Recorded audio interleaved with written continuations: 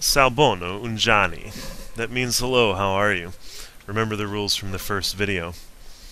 With this video, I'm going to talk to you a little bit about the lifestyle of the Swazis. You had some very good questions about that. One of them I think is going to be difficult to answer, and that's what is the typical life of a 15-year-old Swazi like? Most young Swazis go to school if they can afford it. Public school is not free, however, though. It's not supported by the tax base, and you still have to pay tuition to go to school. Now, while many of you might think that that's awesome that you get to stay home, education is the best way to provide a lifestyle for a lot of these people.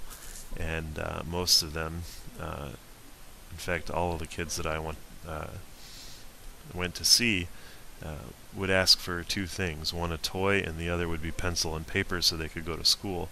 Usually the pencil and paper they'd ask for first. Most Swazis are subsistence farmers, meaning they grow the food that they eat, and if they don't grow the food, they don't eat. So Swazi young adults and Swazi children grow up on a farm and they help with the farm. They grow everything from corn, bananas, sugarcane, pineapple, to raising chickens and cattle. In fact, cattle are very expensive and you can accumulate a lot of wealth in cattle.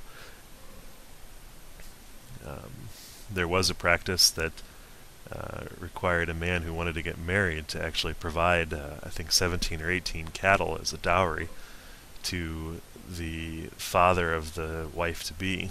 This practice has become kind of expensive as their economy has gone down, and so it's not nearly as prevalent as it used to be. Virtually all of them love soccer, and not a single one of them that I run into could throw a football.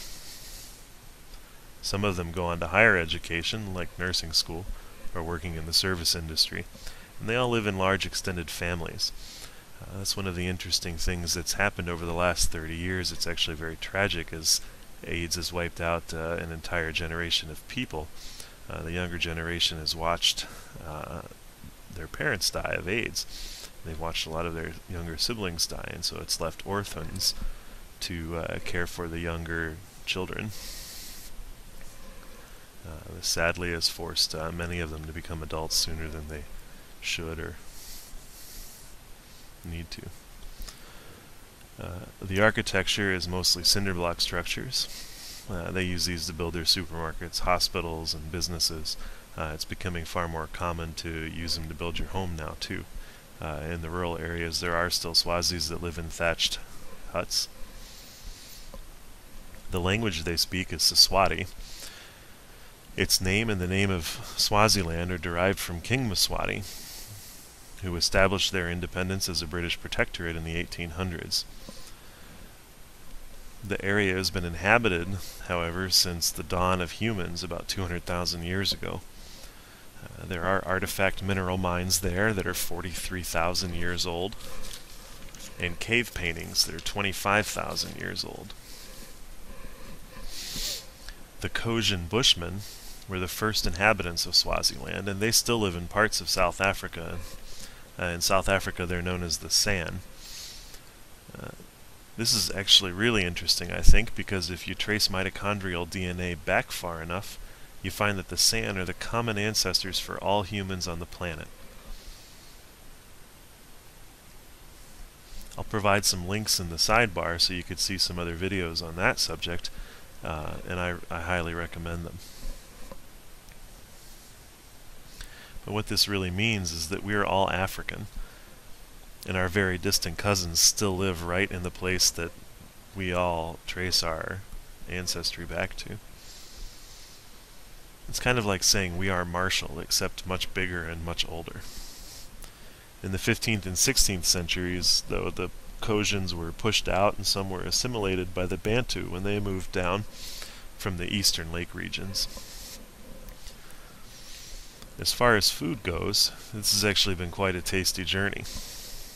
So far I've eaten impala, warthog, ostrich, wildebeest, blesbuck, springbok, a few other animals, kudu, and peri-peri sauce. I highly recommend the peri-peri sauce, and you can get it here, I've checked. The fruit is freshly grown.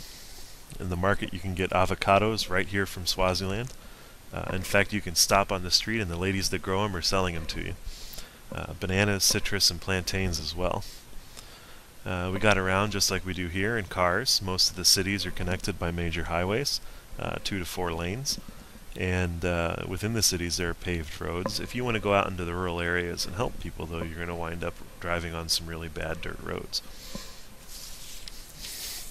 The weather is incredibly hot, as you must know. The African summer happens in January, February, and March. And so it reached 104 degrees here in the shade. It's rained quite a lot, which has made the mosquitoes bad, and that can be deadly, literally, since they carry malaria. But getting back to the 15-year-olds, they do a lot of the same things you do. They play sports, they love soccer, they sing, they dance. In fact, it's surprisingly, the dance is pretty similar to the way teenagers dance here. They love music, they hang out, they go to school, all of them work. Some of them have children and some of them are married already. As I mentioned, some of them are taking care of their own siblings. One of the things that I know, having been to Colorado, that's very fun to do is the national park out there. And so for the rest of this video, I'm going to show you some clips of traditional Swazi dance from one of their national parks and one of the South African national parks. So it's called Kruger Park, and it's one of the largest parks on the continent. I heard that it's roughly the size of New Jersey, but someone would have to verify that for me. Anyway, I hope you enjoy the videos and the photos, and there will be more to come.